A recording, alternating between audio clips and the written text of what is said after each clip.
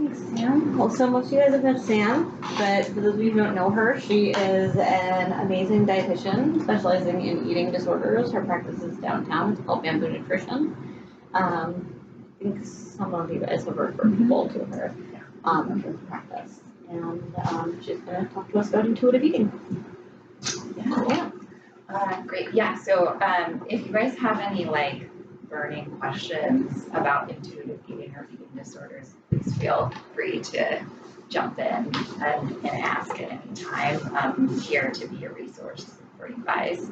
Have some handouts for you guys. So today I just kind of really generally outlined the basic principles of intuitive eating, and wanted to maybe kind of take us through that framework, but then also kind of jump in with more specific examples of how I've seen therapists in particular be a part of the team that really helps support clients in working through the intuitive eating process. And then I also kind of sprinkled in some of the additional things that may feel kind of out of the therapy kind of scope related to intuitive eating, that then oftentimes a dietitian can be really helpful in kind of explaining and kind of going into more detail. It tends to be kind of the more physiology kind of based stuff that is helpful in terms of educating clients around what's actually going on in their body. So that's a lot of times the work that I'm doing. What do you guys know about intuitive eating? I guess nothing. Okay. Bare bones minimum. Okay, great. We all have body positive power. Yeah. Okay. For our book club. Okay. Cool. And so she talks a little bit about intuitive eating in that. So you don't know nothing. You know some stuff. But it's minimal. She scrapes the surface of it. Yeah. Got it. Okay. Yeah. So definitely think intuitive eating, which is kind of integrated into here as well, is very much in line with a health at every size approach as well.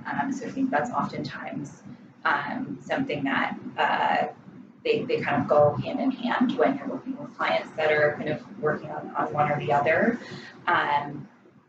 So I guess the first thing is just in terms of the people that created intuitive eating as a modality. Evelyn Tripoli and Elise Resch are two dietitians who didn't really work in eating disorders, but do now, and they are kind of looking for a way to explain to people how the mind-body connection works and how crucial nutrition and our relationship with food is to overall mental health and well-being. So it's kind of the premise for what your clients might be looking for in terms of where they're trying to get to, if they're interested in intuitive eating or might benefit from it. So it works especially well for people that have never really felt super connected or comfortable in their bodies, and maybe don't really understand why, and that might be something that is kind of interplaying with the depression or the anxiety. So it would be a good thing to explore with them. So their definition or their approach is for intuitive eating is really to create a healthy relationship with food, mind, and body. And I think we see that more and more in both therapy and medicine. I mean, hopefully we're seeing that more and more because we're seeing how much overlap there is in both kind of fields. So who is this kind of appropriate for in terms of an approach? Usually it's going to be people that you see that have stopped listening to their bodies in some way. That could be somebody that is, a chronic dieter, feels like they have to control their body or control their food intake in some way. That's kind of external to their own experience. It can be somebody that has chronic pain and doesn't feel like they can really listen to their body because it's too harmful on a daily basis to actually manage. It oftentimes is people that find themselves emotionally eating or overeating or comfort eating. and that food kind of starts to play too much of a role in emotional regulation. I also wonder, Sam, when you say people who stop listening to their bodies, the first thing I think of is trauma. Absolutely. And the way people dissociate. I wonder if you see a lot of that. Yeah, so I think trauma is, something that comes up a lot that people don't always identify when they're kind of like, oh, I have these like food issues, and they're like, but I don't have trauma. Like I wasn't abused. It wasn't, I didn't have an alcoholic father. Like they think of like big T trauma. Right. And so absolutely, I think that's something that is usually kind of underlying whatever might be going on with the relationship with food or their body, but they might not always recognize it that way. But I'm sure your clients are recognizing that because they're coming here for support around those types of things. And then the other thing I just want to kind of point out, which is something that because I work with clients with eating disorders, something that when I was going through school, one of my professors had told us is you have, in order to be able to do counseling, in order to be able to kind of work on behavior change with clients, they have to be capable, creative, and complete.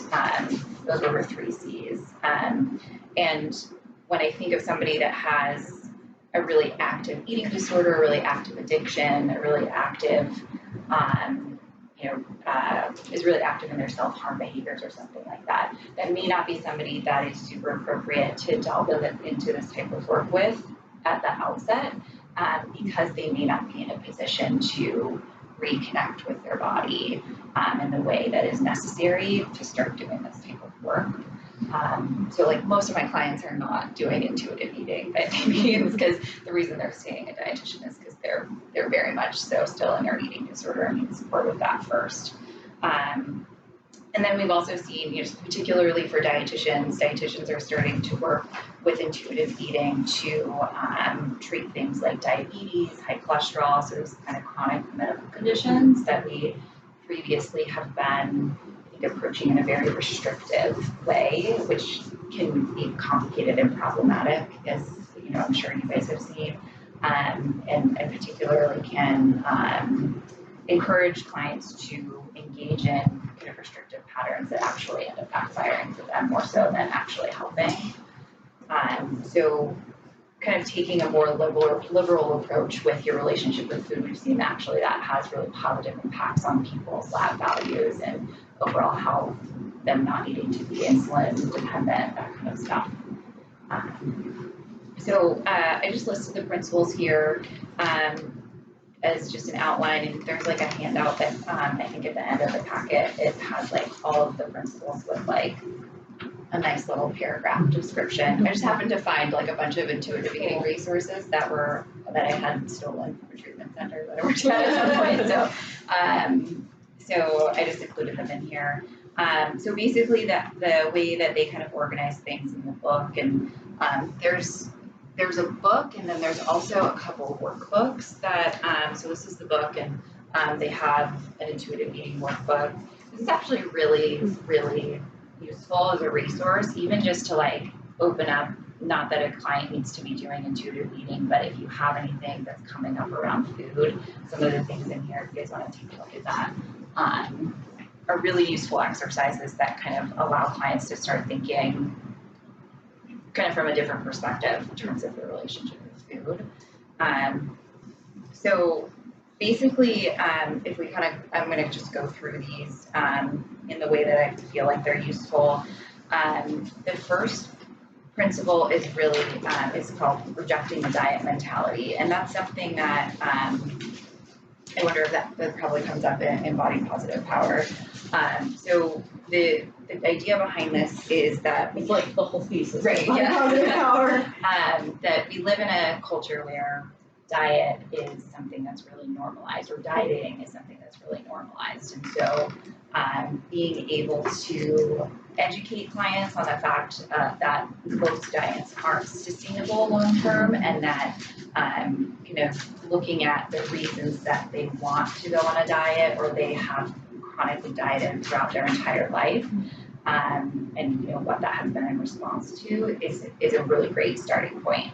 And I think particularly for you guys, being able to discuss with them the impact that dieting has on like emotions, emotion regulation, emotional reward systems, social reward systems can be really powerful in kind of unpacking like what role like always constantly being on a diet has played in their life in terms of a coping mechanism. And in addition, I think some of the things that come up are understanding like what does dieting actually do to the body that would impact mood. You know, in terms of like if you're cutting out carbs, you're going to be irritable all day because like your brain is like starving, or and that's what people don't actually realize. That's what's happening. They're just like, oh, I gave up on this diet after 2 weeks, and it's really because like their brain is starved of carbohydrates and can't produce like adequate levels of serotonin to not be sad and angry or hangry, I guess would kind of be the case. And I think the other thing too, which like I've learned a lot working with psychiatrists and therapists about this, but no means an expert, but also the role that kind of like really restrictive dieting patterns has on medication efficacy. And if that's something that clients are really trying to figure out, if they don't have consistent intake of food and they don't have consistent kind of patterns of when they eat during the day, or they're taking meds on an empty stomach, or sometimes they are, sometimes they aren't, then that can be something that really diminishes the ability of medication to be effective for mood regulation and things like that. And then, in terms of what a dietitian brings to the table, we talk more about set point theory. So do you guys kind of know about set point theory at all? No? Okay, cool. So set point theory is like really great. It's something that the Health at Every Size movement is really has integrated into kind of their framework and understanding of how bodies work. And so basically we see in physiological processes that our bodies want to stay at a specific weight. They want to maintain homeostasis as much as possible.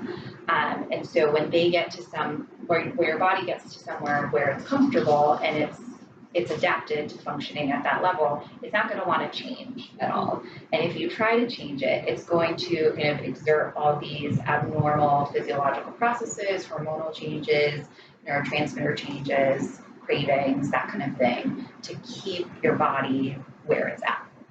And we see this happen in a number of different ways, but basically what it adds up to is some people's bodies don't function at certain weights. And so even if like you go to the doctor and the doctor's like, oh, you need to lose 20 pounds because you're 20 pounds overweight based on the BMI scale. That person's body might not actually function at 20 pounds lighter. That person's body might actually need to be where it's at to kind of continue to maintain normal organ function, have normal natural energy levels, that kind of stuff. And so what we see with people that are chronically dieting is that their set point actually responds to the chronic dieting and actually continues to shift higher and higher. And it's kind of what we see as like a protective mechanism against starvation or famine, for talking from a biological perspective.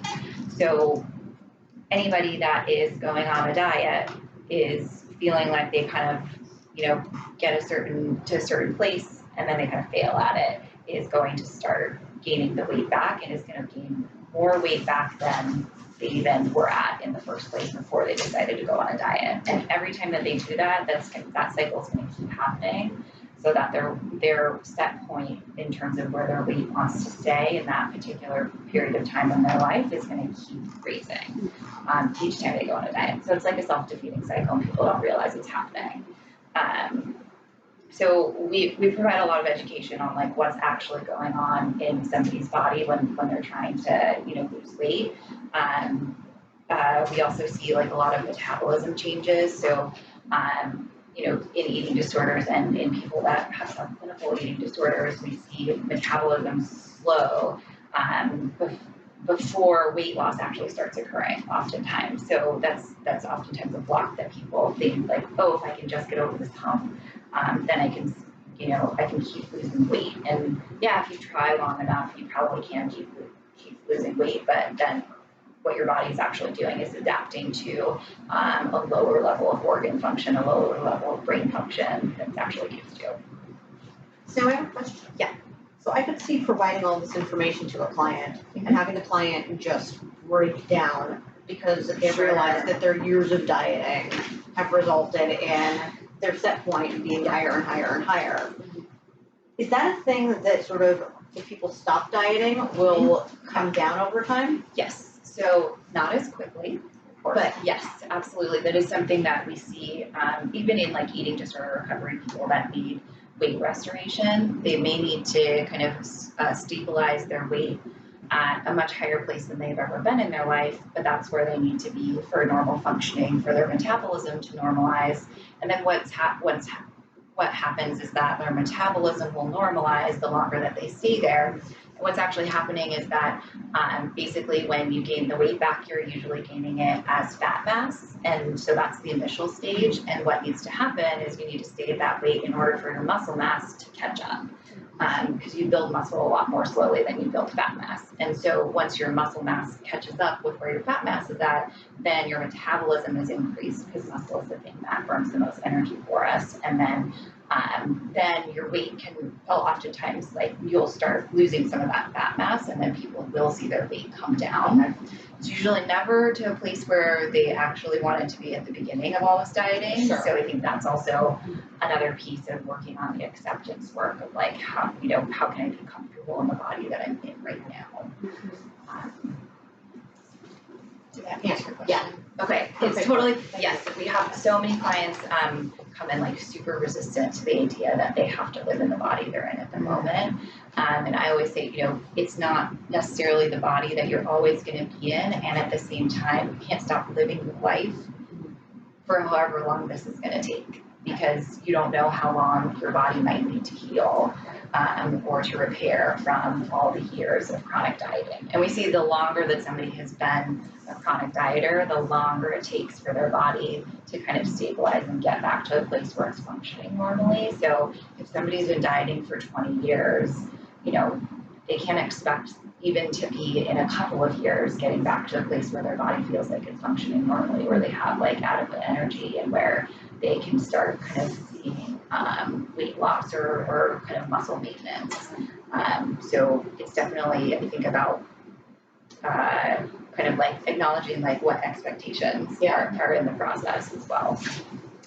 And then we also educate about bad diets and what, cutting out food groups does, cutting out nutrients does, and what gastrointestinal distress can arise from chronic dieting, also coupled with anxiety as well. So there's usually like a lot of like GI distress that's going on that people are blaming on food when it's actually all these other things that are happening. Okay, so this is honoring your hunger and respecting your fullness is kind of like the meat and potatoes of intuitive eating work. It's a lot of body awareness, mindfulness. So if you have a client that doesn't have the capability to do that on a regular basis, they're probably not going to be ready for this stuff. But there's a lot of different tools that we use. We use hunger and fullness scales. So I think there's one of these in here somewhere that I maybe printed. Oh.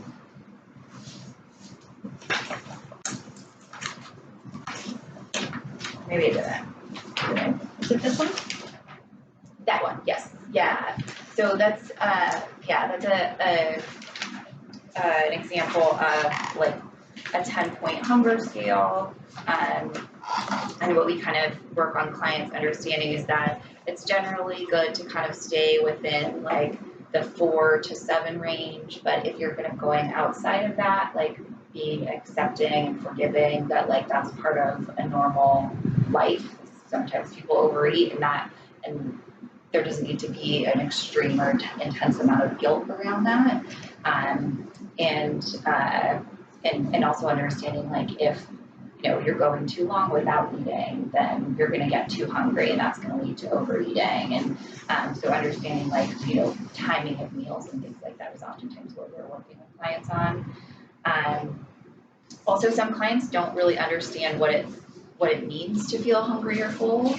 So we oftentimes have to kind of take them through that process so that they have some amount of body awareness, then being able to have them develop their own vocabulary around what it means to be hungry, what it means to be full, and what that feels like physically in their body, or even like mood-wise, because sometimes the signs are like, there's like a handout in there too as well, like signs you might be hungry can be like feeling irritable or like having headaches, you know. So obviously, hopefully those are not the first signs of like hunger and you're able to detect it sooner than that. But for some clients, that's the earliest cue that they can acknowledge or be aware of.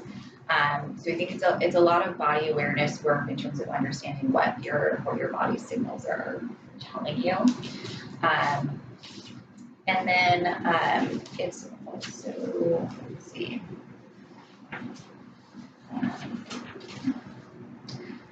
Also identifying like what's the difference between physical and emotional hunger. So there's also a handout in there as well about that. A lot of times clients get those two things confused, and it can be really helpful for them to have somebody to support them in identifying the difference between those things. And then, I mean, therapists and dietitians alike often do like guided meal experiences where you'll actually sit down and have a meal with your client and talk through how can you tell where your body's at the beginning of the meal as you're progressing through the meal and like towards the end of the meal. Some clients also have like really delayed fullness, so that can be something that they're identifying, that like they don't feel full, even if they stop eating, they don't feel full until like an hour after they finish eating. So that's something that can sometimes come up when you do the actual meal experiences with them. And then, you know, dietitians also provide more education on like what other factors or physiological processes might be impairing the ability to tell whether or not you're hungry or full. So that can be sleep, that can be hydration status, exercise, where somebody's at in their menstrual cycle, and kind of guiding clients through understanding how to identify when those things are coming up for them.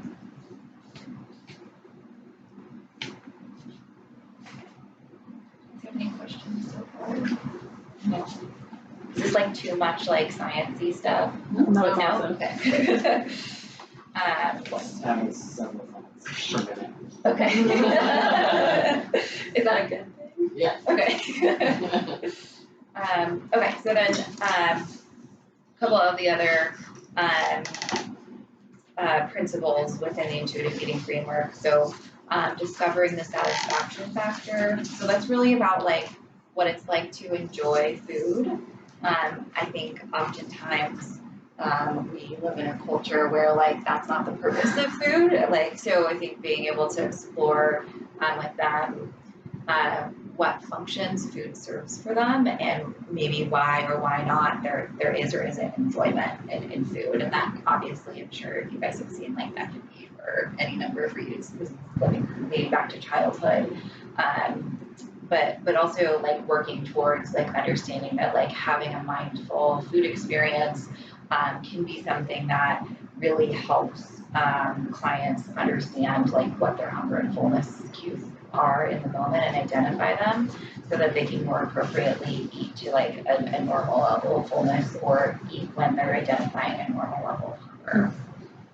And then also something that comes up with us is clients understanding like sensory aspects of food. So what they really enjoy or crave about certain foods. So like whether it's like the crunch, whether it's like sweets, or whether it's savory foods. I think just having awareness around like, oh, I'm somebody that really likes sweets. Like I'm like, if there's something sweet in the room, I'm probably gonna have some of it, even if I'm not necessarily checking in with myself about whether or not I'm hungry.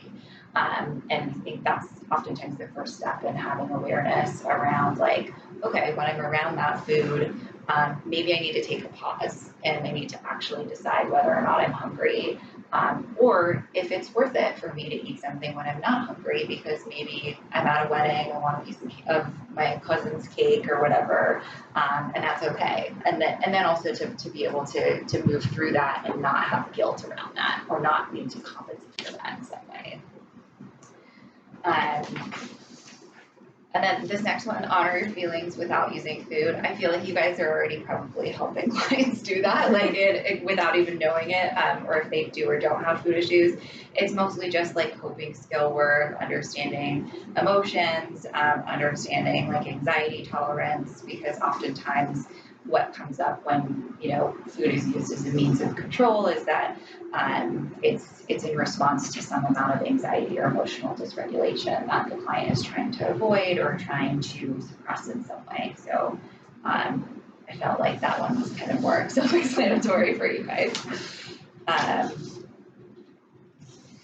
And then let's see, the last few ones are respect your body. So I think that's where Health at Every Size comes in. And Health at Every Size is written by Linda Bacon, which is like the greatest name ever. So she has a book. It's pretty extensive. It has a lot of explanation of like science-backed research into like hunger and fullness physiology.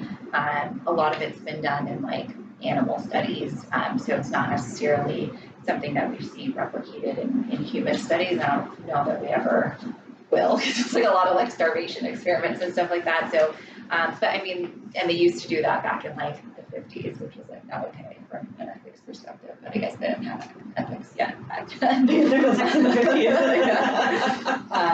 50s. So basically what Health at Every Size is kind of, you know, going back to set point theory, that you can be healthy and you can be free of chronic medical conditions at any size or shape body.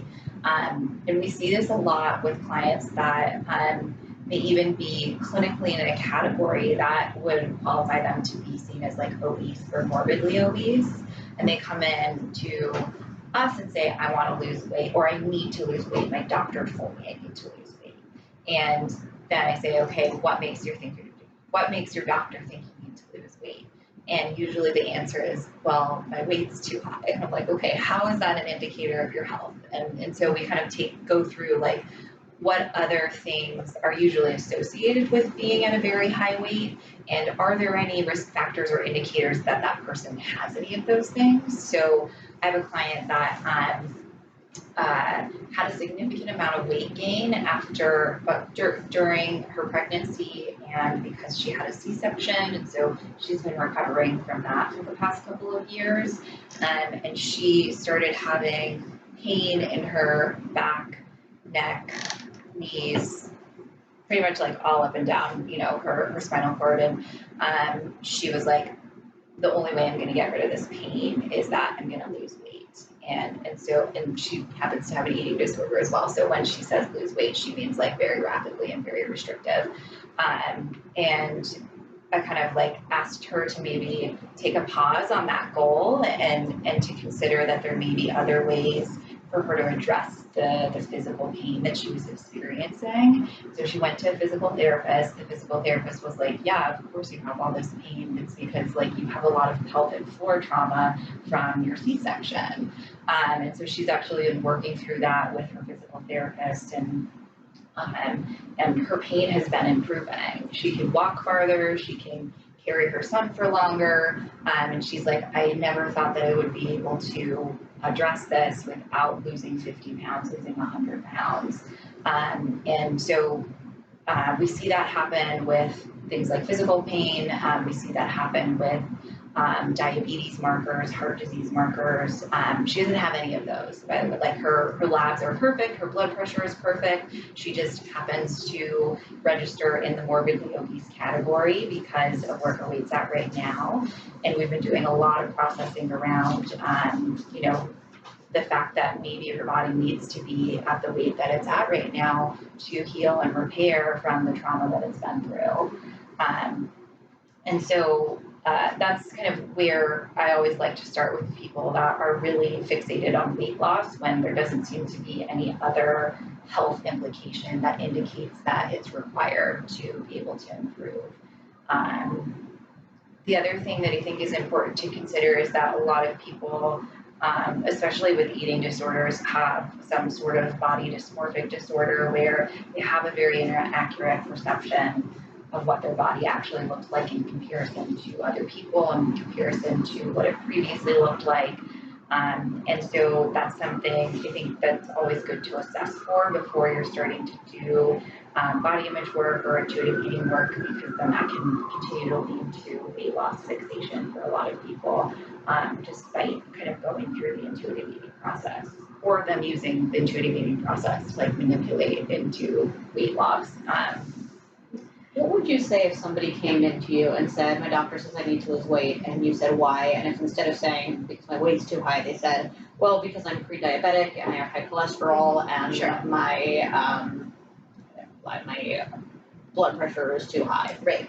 So what we do with those clients is we'll do a couple of things. We'll educate on if there's any genetic component that is prevalent. So if people are like, yeah, everybody in my family has diabetes, I'm like, okay, so there's probably a high likelihood that you were going to get diabetes no matter what you did in your life, even if you weren't clinically overweight or obese. So I think that's the first part to kind of create awareness around. And then we'll still look at their eating patterns. We'll look at, especially for clients that are pre-diabetic or diabetic, they might have some awareness around what types of foods do spike their blood sugar, or they might have, for blood pressure. Blood pressure usually is not nutrition dependent by any means. Like there's only a very small percentage of the population that actually is that their blood pressure is responsive to the level of sodium in your diet. It's like 10% of individuals, and the other 90% of people that have high blood pressure, it's stress, genetics, or something else. It doesn't have anything to do with what they're eating. So we do education around that. But then if somebody really does have nutrition-related chronic disease, we will work on making sure that we are targeting what the doctor wants to target. So oftentimes for people with diabetes, that's blood glucose regulation. So making sure that it doesn't spike too high, making sure that it doesn't drop too low. And what that really means on the dietary side of things is what we call a consistent carbohydrate diet. So clients need to be having carbohydrates, but they need to be having them consistently throughout the day, and they need to be having them in combination with sources of fiber and protein so that the carbs are being absorbed at a much slower rate into their bloodstream. So they can have carbs and they can have a normal amount of carbs because their body still needs carbs. But if they do it in a way that is more balanced than they're probably doing, then that can allow for better blood glucose regulation. And so that may come along with the side effect of some amount of weight loss. It may not, but we are able to see like A1C levels and blood glucose levels normalize without needing to focus on weight loss as the main thing that is going to somehow cure them of the thing that they're struggling with. So this is in no way intended to say like, go do other things. The food you eat has nothing to do with your health problems. Sure. But it is intended to sort of divorce that from the idea of weight loss. Absolutely. Yeah, because nutrition is about so much more than where your weight's at or like weight regulation. So definitely. And to acknowledge when like it's really not about your weight or the food, and that some of these diseases are really stress-based, anxiety-based, genetic, and kind of downplay because we want to fix ourselves all the time, right? So we want to control our genetics. Exactly. We want to theoretically control our weight. That's why food is such an easy target, because people think like, oh, that's the one thing in my life that I can control right now. I can't quit my job. I can't move to a different place. Right. I can't be closer to my family. So it's really easy for people, I think, to turn towards food as the solution. For some people, that is the solution, but for a lot of people, it's really not. for better or for worse. I don't know if that's helpful for people to hear. And then the last couple of things that they talk about in the intuitive eating book, one is exercise. I think the important thing to kind of understand is that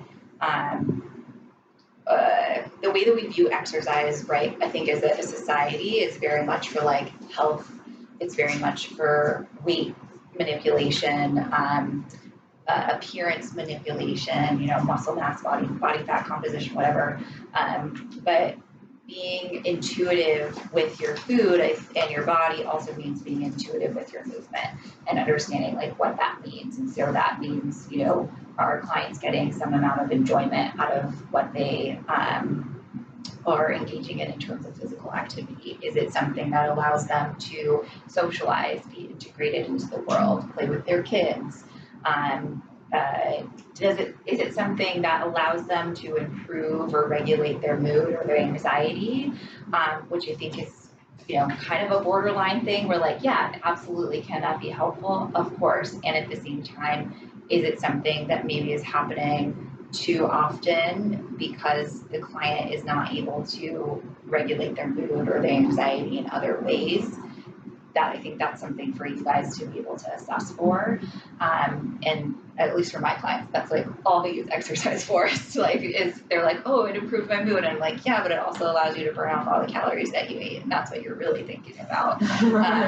So I think being able to assess for what the motivations are for exercise is really, really crucial, especially when you have a client that maybe does have a little bit of body dysmorphic disorder or has been a chronic dieter, because usually it's coming out of a place of punishment, it's coming out of a place of compensation, maybe kind of engaging with, core beliefs around like, I'm not good enough, or I'm only going to be desirable or lovable if I'm thin. So I think oftentimes that's where exercise can be something that needs to be kind of assessed further in terms of like whether or not it's appropriate for any given client.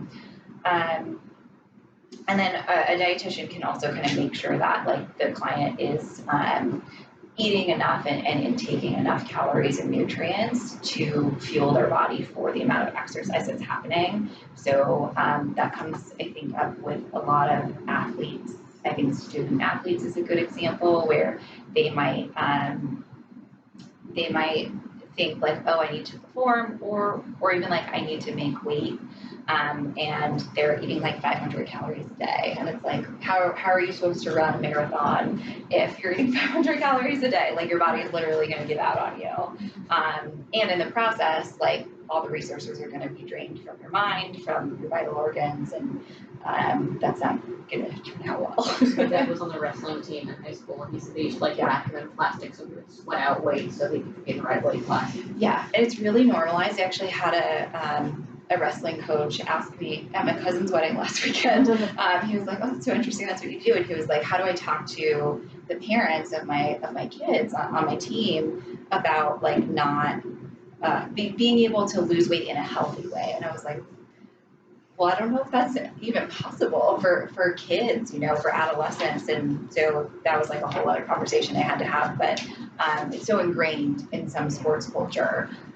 So that can be really dangerous. And then the last one is just like, is the last principle is honor your health. So I think that's really about clients understanding that like emotional and mental health is really just as important as physical health, and I think being able for them to acknowledge that and to prioritize what's going on day to day or what their anxiety is attaching to be able to really bring kind of like just the emotional regulation down to a place where they feel okay, and they don't feel like their physical body or their relationship with food is holding them back in some way from living their life. So I think that that can be really difficult for clients to attach to as an idea. And this last part is just about limitations for working with intuitive eating with clients with eating disorders. The main thing is that clients that are really active in their eating disorders don't have regular hunger and fullness cues. So their ability to identify when those are happening, while they might be able to identify when those are happening, they're probably going to get like hungry like once a week or something like that. So they may come in and say, oh, like I haven't eaten, it's like 4 o'clock and I haven't eaten all morning or all day because I wasn't hungry. And it's like, well, okay, like, yes, that, you know, it's good to be listening to your hunger and fullness cues, but was there some reason you weren't having them, you know, during the first part of the day? And so I think that's an important thing to be assessing, I think, just in general for all providers is, you know, is there a certain amount of disordered eating or kind of disordered eating patterns going on that would kind of exclude somebody from being able to do this work before going through more kind of structured stabilization with their meal patterns and their intake. And there's like a chart in here from intuitive eating is like how intuitive eating applies to eating disorders. So that's there for you guys to reference as well. And the last side of the slide is just resources. So there's an intuitive eating workbook for teens as well. Heard very good things about it. I don't have one though. And there's intuitive eating certification if you want to do that. It's something that's just kind of like, I think, the intuitive eating authors kind of spearheaded themselves, so it's not any like credentialed certification or anything like that, but if you would like that behind your name, it's there. So yeah, so that's, I guess, all the information I have to share. Do you guys have any questions? I have a couple of friends that are on the intermittent fasting kick. Sure. It's like pretty sure the opposite of intuitive eating. Yeah. Like denying all your body's cues. Yeah. And it's like, I want to go get dinner with her. It's like, well, it has to be at this time, and I can't. Between like 12 and 5 or something. Yeah. And so, I don't know what my question is, but and we kind of talked about this when we went over body positive. There's just so many messages for centuries of what health looks like and what it's expected to be. Right. That sometimes like getting them on board about this philosophy is when the doctor even saying you're fat. Right. You know? Yeah, doctors really don't help out. And we're supposed to trust these people, right? Right. Yeah, and I think that's a really good point. Like so many clients, they see doctors as like this like absolute authority figure, right? So they're just like, oh, I'm gonna do whatever my doctor says. And doctors don't have all the information that they really need about this kind of stuff, unfortunately. But I think intermittent fasting is a good example of where there is a desired outcome, right? So it's either to like cut fat or it's to build muscle or it's to lose weight, right? And I think that being able to explore as a starting point, like what the motivations are for those things is probably as much as maybe some people are ready for, because if it's for something that really doesn't align with their values or is kind of reinforcing negative core beliefs, then that's something for you guys to be able to explore with them because they're not going to be ready. Those types of clients aren't going to be ready to come see somebody like me that wants to like put this stuff into action until you guys kind of get to a place where you're like, the door is open a little bit to consider like, okay, maybe this isn't what I need. Maybe I'm looking to fulfill some need or some void or some emotional need in some way that's not actually very appropriate and also isn't sustainable. So yeah, I think it's tough that comes up so regularly. And in LA, there's such a culture of just like any kind of diet that, it's like, what's the next diet that I'm on like week after week? Which it doesn't make sense I think if you take a step back from it, like it's like, why would you need to go on like every single fad diet? If one diet worked, it'll right, doing exactly. that. Yeah, like why there keep being more diets that are like, oh, this is the one that's gonna work for everybody. Yeah. I'm always been hesitant to engage clients with kind of this subject just because of the eating disorder and not feeling competent and really, but what's something you just said clicked with me about like opening the door. Yeah. I thought about, substance use and just creating awareness around the function of that. And it's very similar. Oh yeah, totally. Yeah. Yeah, and I think the thing that has come up for me since working more in an outpatient setting, because I used to work in treatment where everybody has an eating disorder and they're very aware of it too, is that we as like a healthcare community, whether that's doctors, psychiatrists, therapists, dietitians, like there's not screening going on for eating disorders. And part of the reason I think that a lot of times people have such long and enduring and secret eating disorders is, well, I mean, I think it's a very private, shameful thing for people to have. And at the same time, we're not asking the questions that we need to be able to start identifying that this might actually be a problem for someone. There are like really simple screening tools that are like 5 questions long that I think we had talked about the last time that I came, but it's someone with an eating disorder is really going to be honest on one of those things because they kind of know why you're asking about it, and they're like, no, I'm fine, I don't have an eating disorder. So I think this can maybe be a great tool to kind of see like, oh, if somebody wants to do this, or if we kind of start taking some of these principles into our sessions, like how does somebody do with this stuff? Like, do they freak out and they're like not ready to do any of this type of work and they're completely disconnected from their body, or whatever might be the barrier, and that in itself might be kind of a red flag for you guys to then say like, oh, maybe this is more of a problem than this person has been letting on, or maybe then they're willing to share at this time. Something that I see a lot and that I really struggle with, and I guess I'm not the only one, is both with clients and with other people in my life. Some people will say to me like, oh, I've been doing great, I'm on such and such a diet and I've lost 15 pounds and I've never felt better in my life, and my relationship with food feels so healthy because as long as I don't eat this entire category of foods, I can eat anything I want from this category of foods, so it just feels like I feel really mentally healthy and emotionally healthy, and I've lost all this weight and everything's amazing, and it's been a month and I've lost 10 pounds and everything's great. What do you say to people when they say something like that? You mean like people in my life, or? I very different answer. Those concepts, right? Yeah. I mean, I think when people in my life say that, I kind of just like go along with it because but in my head, I'm always like, okay, the other shoe is going to drop at some point. Right. I think a lot of times what is really appealing about these like intermittent fasting, ketogenic diets, like all that kind of stuff is that like they really do produce results initially because there's weight loss from from fluid retention coming off your body, from your quick energy stores being depleted. So like you are really losing weight. Yeah, and if I lost 150 pounds, I can gain it all back and more.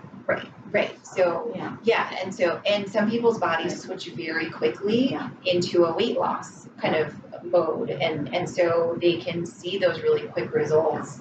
But at some point, their body is going to run out of room to be in that kind of semi-starvation state. So I don't know exactly I don't normally say anything to people, just like random people in my life where people are like, oh, what do you think about this kind of diet? So you don't say that's great, but you don't go like, let's talk about that. Yeah, I don't go, let's talk about that. Mostly I think just because of like professional boundaries, and I don't like talking about work outside of work, but if it's like a client that comes in to a session with you guys and is like really excited about the weight loss or something, then I think it's okay to be like, that's great that you are experiencing a positive experience right now, and let's talk about like what purpose is this serving for you, what might happen once you stop this diet, like how is this filling a void or filling something that like we actually need to be working on. building some other skill set. And some people might go, but this is a lifestyle and it's sustainable, I can tell because I've been Right. doing it so well for the last month or 2 months or whatever. Right. I'm never gonna stop and I'm going this way forever. Yeah, and some Right. people can. So there's Sure. a very, very small group of people that can do that. So I Yeah. don't think we can discount that. And at the same time, then I think that becomes out of your guys' scope to like Yeah. to be able to say like, no, this is not sustainable, and like you're you're not eating enough carbs, you're not eating enough calories, whatever. Totally. But that could be a time where like it's helpful for them to like have our practice as like a resource in the case that they do kind of feel like it stops working. So it wouldn't be in that moment where it's like, oh, this seems really extreme when we refer you to dental nutrition. It would be more like a month later when they come in and they're like, oh my god, I ate a French fry my entire life, so we're that's the time. Yeah. Yeah. And I think too, it's also kind of up to you guys to assess like how extreme is your diet, because like if they've been on like the cayenne lemon juice cleanse for a month or something, that's really bad. But if it's they're eating 1,200 calories, but then they have a cheat day and they're working out a lot, but also that's they're doing okay with that. It's not like you're going to be in a place where it's dangerous on like a medical level, because they're still getting in enough, I guess, overall. So I think that's also something to assess, is like, where is the medical risk, and like, is there danger around that? Because then that, in terms of ethically being able to make decisions, I think is important. I have one quick question. I know that like we're pretty much cooked on time. So for clients who are maybe like, let's say in recovery from eating disorder, many years down the road from when it was like active, but are still struggling to like really be able to like cue into like hunger cues. And then I'd say they start working with an RD. So like I'm referring a client there who's like hopefully going to start this soon. I'm curious just for my own knowledge, like about, so I can manage like support managing expectations of like how long will it take to like rebuild this. My expectation is years probably, right? Like the change didn't happen overnight. I would expect that would take a long time. Is that accurate or? Yes, Okay. I think that clients that are in recovery from an eating disorder may not always be in as full of recovery as they think they are. Oh, I agree. So I think that's one thing, to be able to reflect to them. Like if you're noticing things, it's like, oh, you didn't eat till 2 p.m. today. Like, not that that's necessarily has to be the eating disorder, but that's not necessarily something that's helping you reestablish trust with your body. So I think if they're still in a place where that's not happening on a regular basis, it can take years. The client that I was talking about, like we've been working together for like 1.5 years now, and she's just getting to the place in the last few months where she's having regular hunger and fullness cues, and she can actually start trusting them. And that's because she's been eating consistently at the same times every day for like the past year.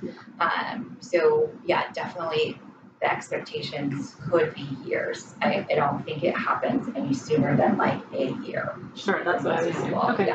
Yeah, thank you. Of course.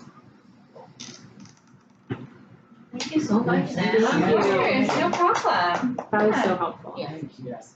I'm happy to answer questions. And if you guys have anything else that comes up, please feel free to email me. And I'm happy to consult. Thank you. Yeah. Thank you.